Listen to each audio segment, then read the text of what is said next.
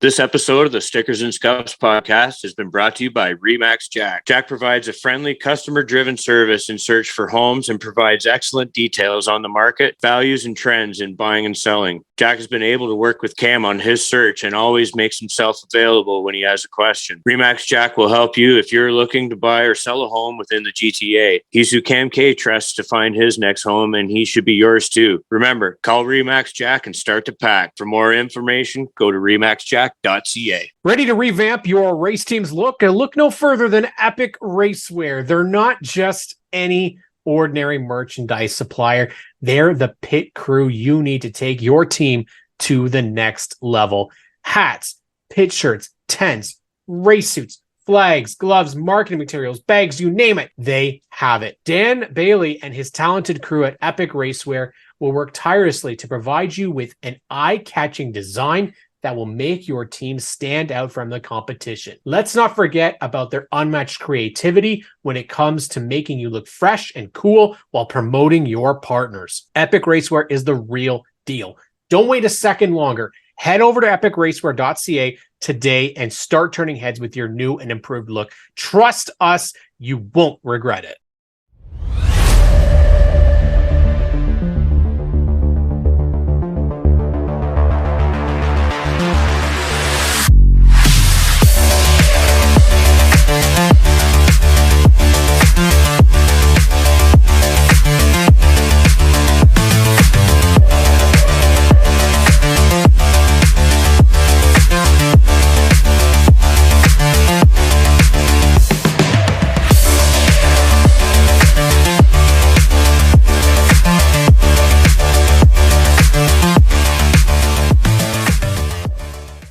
That's like Tyler Hunt a couple years ago had that. He had a beard something sponsorship. I remember that. Welcome everybody to the Stickers and Scuffs podcast. Cam K, Graydon Bunn with our special guest this week. He drives a number 5 truck in the Thunder Truck division out at full throttle. This is the day that I'm having already. Full throttle. We're just excited here because Tanner Holmes is joining us. No, it's not Brad. It is Tanner Holmes, and he's already done this. He's already got it to victory lane this year. Now, I asked Graydon this question, and he actually didn't know the answer, which is shocking to me. But the 5-truck scheme, is it based? And I threw it out there, and I'm not 100% sure because I didn't actually check to make sure that the truck has the same scheme as yours. But Ron Hornaday. Is it a Ron Hornaday KHI throwback of sorts? I got to be honest, I don't know. When I got it done, I had my main sponsor, Lauer Machining. So I wanted to match their colors, and I went with image wraps. So I sent him the logo, sent him the colors, and I said, do your thing. And it came back looking like that. So, which looks beautiful, by the way. It is sharp. Yeah, maybe that's what Craig was after. Maybe he was doing a bit of a throwback. If it's anything Kevin Harvick related, I'm cool with it. So, you know what? Tanner, one of the things I think that this show is here for is to introduce people to other divisions and tracks they may not be aware of. So let's learn a little bit about the Thunder Truck division. What are these things? Are they actually full-on race trucks? Are they trucks from the street? What is this division? Yeah, so the trucks are they're kind of a half race car, half pickup truck at this point. I think they're pretty comparable to like a super stock with a truck body at this point. Mm-hmm. So they're essentially stock frame rails, stock front clip, and but we run 602s in them, power glides with a 9-inch rear end, and then kind of put like a racing leaf setup so you can have like rated leaf springs in the rear. They have to stay leaf spring, but that's essentially all they are. They're super heavy. We're running like sheet metal bodies now, so everything's gutted, but they're there's not much truck left in them, if I'm being honest. I don't care if there's not much truck left in them. They're friggin' wicked to look at. And yeah, they are. You know what? You got some real beauties this year. You got the 81, the 18, the 20, yours. You got some of the other ones out there. Yeah, Hubsy's out there. What is it about this division that attracted you to it? Man, trucks are just cool. Yeah, buddy. It's at the time when I was looking to get back into racing, I was kind of looking around. I knew I wanted to move into a full size car, and I wanted something with V8. So I was kind of looking like super stock or whatever. And then I just happened to live like 30 minutes from Varney, Mm-hmm. and I went and watched a race there. And I seen the trucks, and I'm like, oh, these things are cool.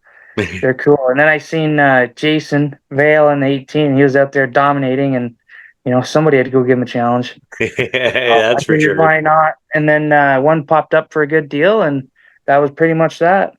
Nice. Whose truck was it prior to you?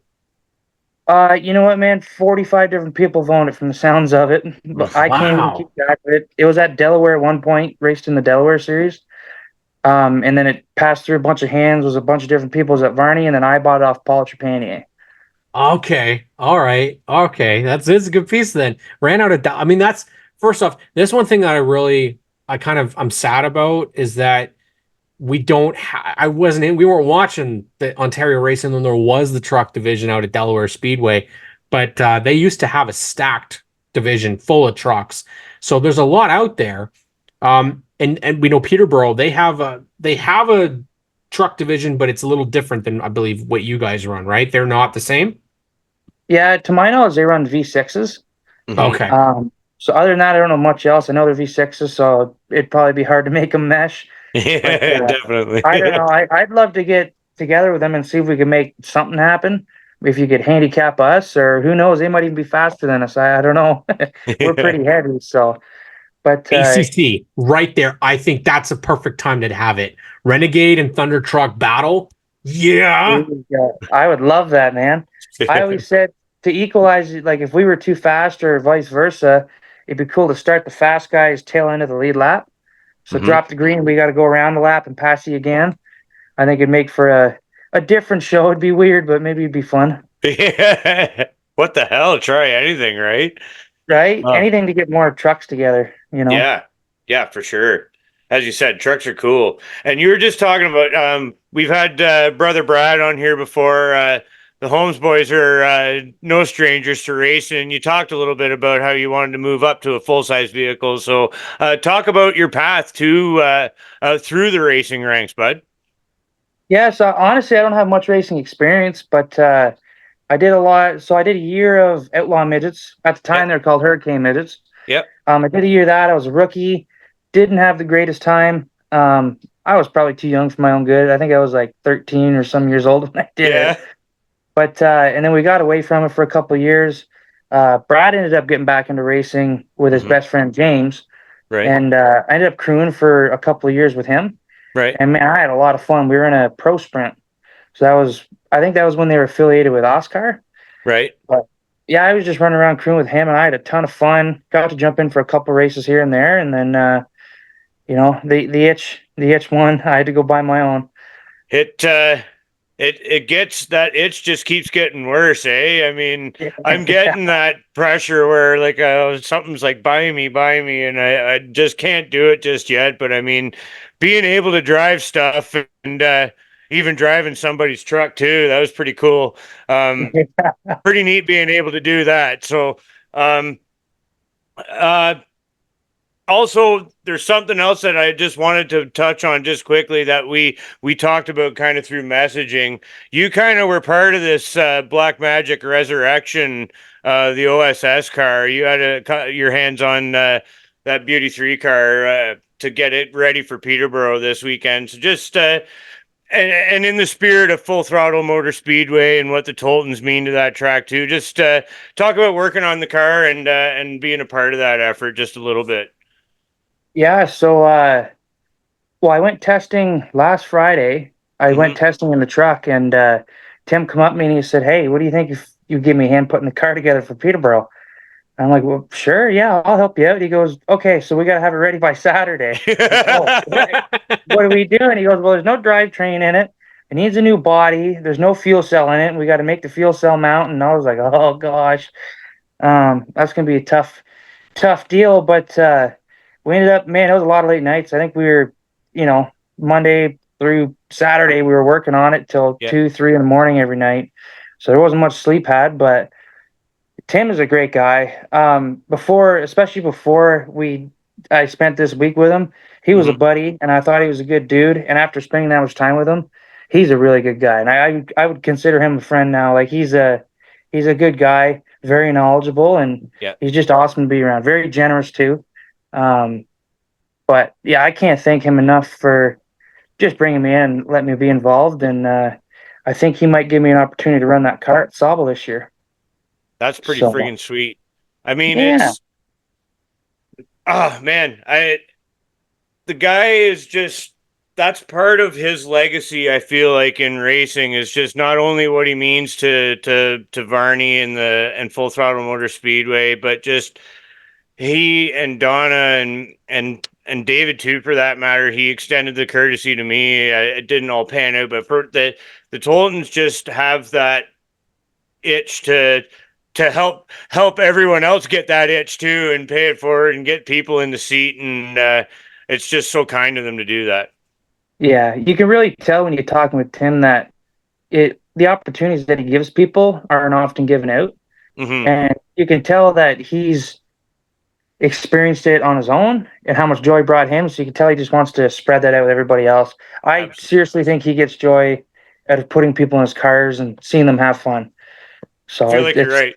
I feel like that's probably a pretty rare thing, right? Yeah, I feel like it is. That's for sure. Like I say, I feel like it's like you have better odds of being struck by lightning than. Yeah. But that's how I feel about the whole situation. It's just like I could have been out there in the middle of a field and be struck by lightning versus the odds of me being able to go and drive for people like that. And that's I'm not the only one that feels that way, so that's pretty cool. And flipping that, also just Barney itself. I mean, what a track, right? It puts on one hell of a show, no matter what is racing there. If it's the mini trucks, it's like a super speedway. If it's you guys, it's a good old short track battle. Yeah, that track's got a lot of character, man.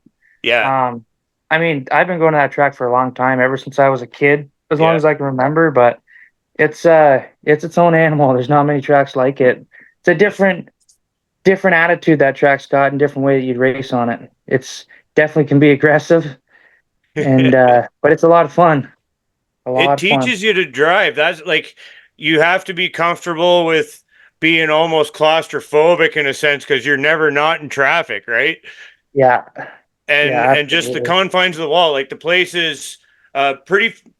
I mean, when you go into 1 and 2, I mean, it's pretty wide, but I mean, like it gets narrow in certain places where you have to be pretty deliberate in your movements, or it can bite you.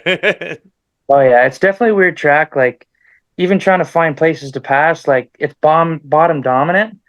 You can Yep. make it work on the top, but I mean, if you come out of two on the top, you're taking the long way around.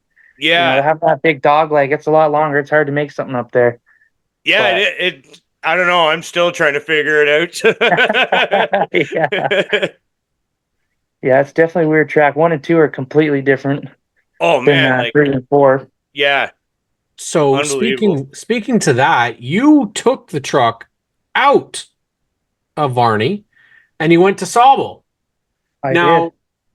how? 'Cause I don't believe that we would regularly see Thunder trucks outside of Varney. So I have to ask, how did it run on Sauble's track, and could there be a potential future race with the trucks doing something outside of Varney? I know it's a Varney class, but even just to see what they would do somewhere else. Yeah, I mean, personally, I would love that. I would love to see how they perform. Well, so I brought it for United 8 race, and I had a ton of fun, but it was weird. The truck is very weird to race next to a late model. There's a lot different, and I'm definitely hindered in a lot of ways, but Yeah. to have a full-on truck race there would be amazing. I think it'd be a lot of fun. I don't know if it'll ever happen, but it would be cool to see. The United Eights was a ton of fun. Sauble's a really cool track, and that was my first time racing there anything other than a midget. Yeah. And like, there's so much like driver discipline there compared to Varney. When you have that banking, Mm-hmm. that really your throttle control and high banking is kind of hidden. Is not a Yeah. big deal, but on the flatter track, man, you can a little too much and away you go, right? Yeah. But yeah, there's a lot of discipline running Sauble, and I had a lot of fun. And there was a lot of credible drivers there, like Marvin Freiberger and Yes. Austin Finley. He's done a lot of good Dalen Martin. It was cool to just the guys that I was watching a couple years ago. Now I'm on track with them. It was pretty cool to be around them, anyways. Well, the guys that you would have been watching in the Thunder Truck division, we have to talk about the King because I've called him that. I don't know if he knows that I call him that. I don't care because he is the king of the trucks at Varney, and that is Jason Vale. Yeah. Yeah. I don't know how he hasn't gotten enough recognition. It's sad in that sense because this guy went, I believe, undefeated for 2 years before someone I know defeated him. Now I wonder who that person was. I got a weird idea. I might know who. How did it happen? How did he get dethroned? Yes.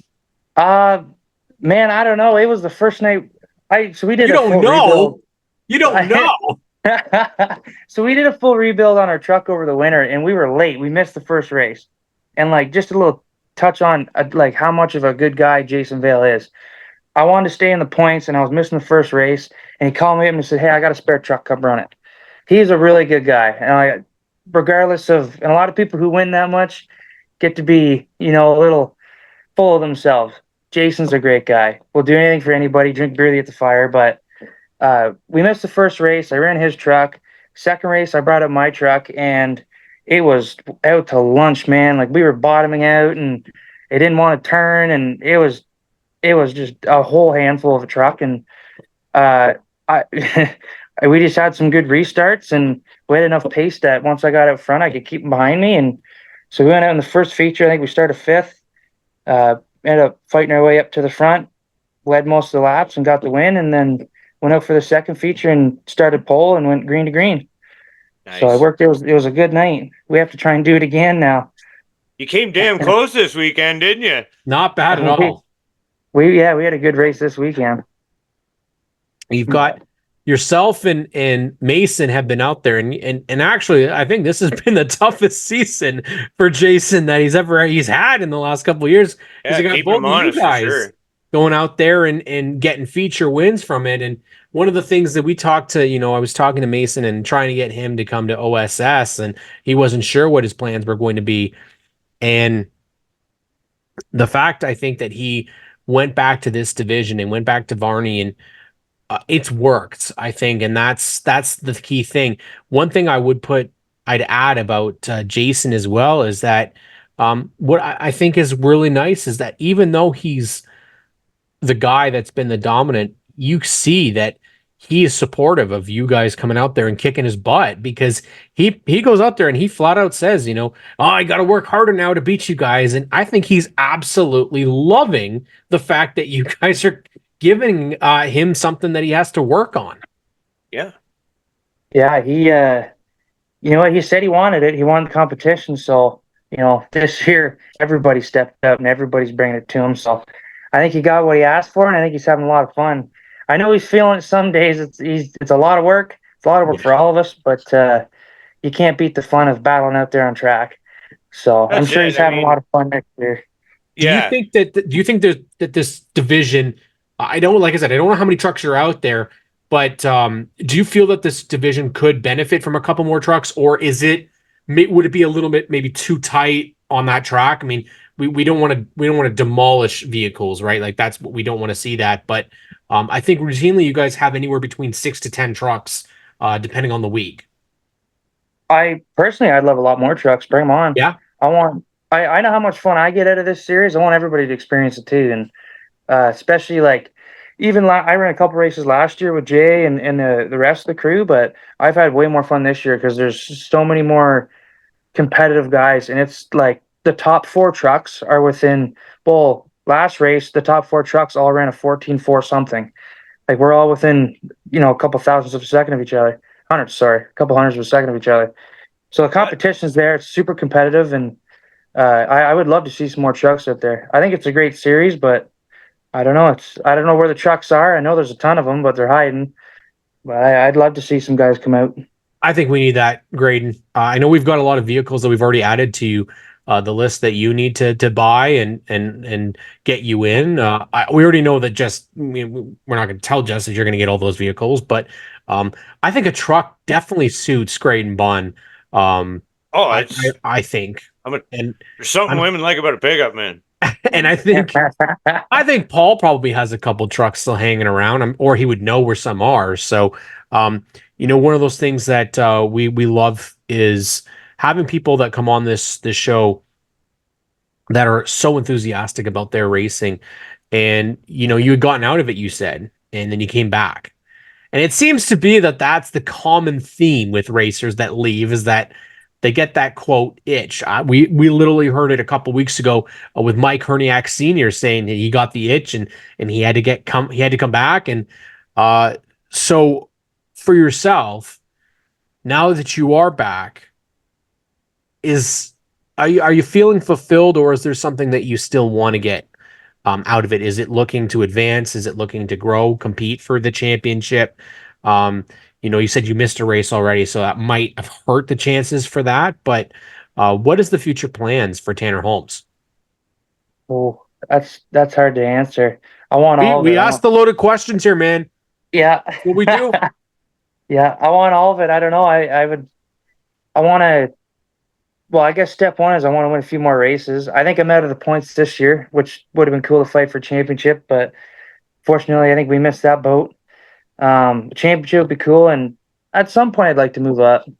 I don't know. The dream's always late models, but I think I should probably go through the stepping stones first. But yeah, I don't know. The itch is worse than ever now that I came back. You just want to keep moving up and up and up. It doesn't go away. It doesn't get better. You don't get fulfilled. I don't think you could ever be fulfilled.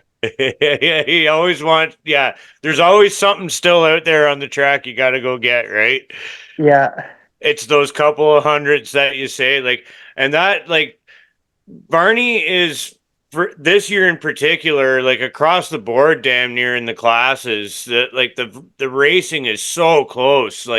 There's so many vehicles and teams that can win on any given Saturday night that it's really cool to be a part of. And it definitely, for greenhorns like me, it definitely helps elevate your game and make you a driver in a hurry. You're either going to get your ass chewed up or hold your own out there. And I feel like that's part of the fun of Barney. You're not only challenged by the track, but I mean, this year when the divisions are so well supported, and I'm speaking to the fun stocks because that's where I'm running mostly.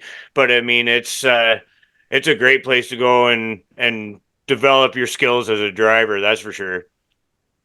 Oh yeah. Well, I give props to you, Graydon, because those fun stock races of Barney are nuts. Yeah, there's like they are nuts, man. Things out there, man. The pace car is looking at the last place car before they take the green. Wow. Yeah. There's tons of guys out there. I know, when we're looking at the friggin' heats and stuff, and I'm like, oh my God, that's only half of us. Once the feature starts and we're gridding and everything, it's like, oh my God, there's so many of us. I like, now that I've started mid-pack, I kind of like that. It doesn't seem so daunting when you're at the back end of the field looking forward. It's like, man, I got a long way to go if I'm going to be going up there. Yeah. But man, it's super cool to be a part of that. And as you said, Sauble too, where you spend a bit of time there too. And it's a super fun track to drive too. Two completely different animals, but both really cool places to hang out on a race weekend, that's for sure. There's nowhere I'd rather be. Yeah, absolutely, man. We agree on that point. And one of the things that we always want to make sure it gets done here on the show, Tanner Holmes, you got some supporters that are on that number 5 truck, and people that help get you to the racetrack each and every week, people that help you out personally, professionally. So this is your opportunity to thank those partners, and the time is yours. There's a lot of people to thank. I guess I'll start with my sponsors, Lauer Machining. He came on board this year. He's new and stepped up and really wanted to help the program. He's been a huge help this year, as well as ZH Mechanical. He's been with us since the day I bought the truck. Good buddy, good guy, and just loves racing. he's awesome to have with us. And Monahan Wealth Management, they've been great. Actually had him out to the race last weekend, so he got a taste of it. We'll see if he'll be back. Got a good show for him, eh? Yeah, it was a good weekend for him to come. And the people, man, oh man, there's so many people to thank. I'll start with my brother, Brad Holmes. It's always fun to boss around the GM behind closed doors in the shop. My dad, Mike Holmes, he really stepped up this year and this winter and has just been all for it. He's a little old, he's a little slower, but he's still kicking, and he just has he's got the bug worse than anybody when it comes to racing. So had a lot of fun with him this year. Sam Kerr, a good buddy of mine. My girlfriend, Sarah, she's been amazing from day one, has been to every race. She's spotting for me, and she's having a lot of fun too. So glad to have her on board. And then just the people who come in and like that I didn't expect to help me with the knowledge, like Tim Tolton is one. Marvin Freiberger, just the last couple of weeks, has really started helping me out. And man, that guy's just a bank of knowledge. Yeah, he knows his stuff. Corey McAllister, the whole 2-speed group, they've been helpful to me. And I'm sure I missed a few, but there's so many people to thank. It takes a village to put it all together. And, it absolutely does, man. Yeah. But we love the opportunity to get to bring people on that can share their stories. And we had heard that you were a fan, and it helps us when deciding who we want to approach or who we want to have represent the podcast. And this was an easy choice. And by all accounts, the season is going fantastic for you. And we know that there's a couple more feature wins in there. The king shall be dethroned again. And I guess we'll call Mason the prince, because he's had a couple. So we've got to get somebody else to come up there. And I'm sorry, Graydon, this stuff just ideas. Right? And so we got the jester himself. Well, no, I guess Jester is more David Tolton, so I guess we can't.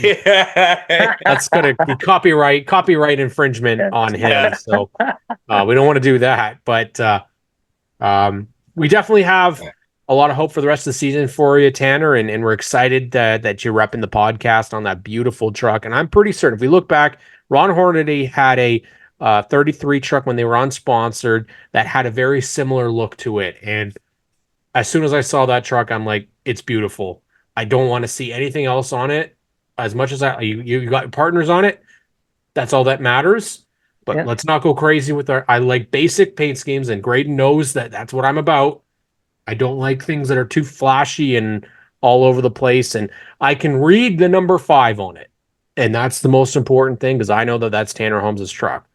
Yeah, well, I don't know if you can read it anymore. She's got a couple donuts on her now. But... yeah, she got a little. Who do we have to talk to about that? Oh, I got a list of people I could blame. Yeah. Tanner Holmes, best of luck for the rest of this season.